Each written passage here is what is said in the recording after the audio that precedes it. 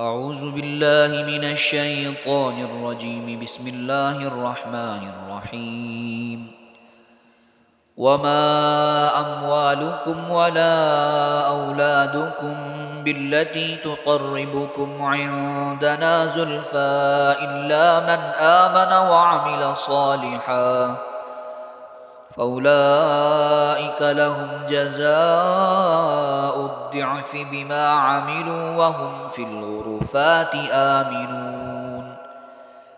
والذين يسعون في آياتنا معاجزين أولئك في العذاب محضرون. قل إن ربي يبسط الرزق لمن يشاء من عباده ويقدر له وما أنفقتم من شيء فهو يخلفه وهو خير الرازقين. ويوم يحشرهم جميعا ثم يقول للملائكة هؤلاء إياكم كانوا يعبدون. قالوا سبحانك أنت ولينا من دونهم بل كانوا يعبدون الجن أكثرهم بهم مؤمنون. فاليوم لا يملك بعضكم لبعض نفعا ولا ضرا ونقول للذين ظلموا ذوقوا عذاب النار التي كنتم بها تكذبون. وإذا تتلى عليهم آياتنا بينات قالوا ما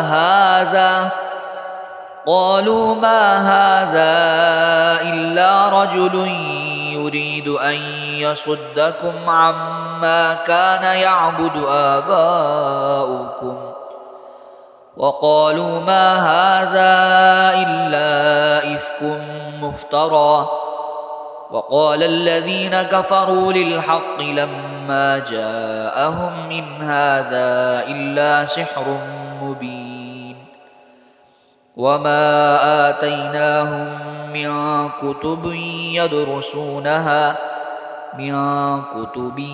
يدرسونها وما أرسلنا إليهم قبلك من نذير.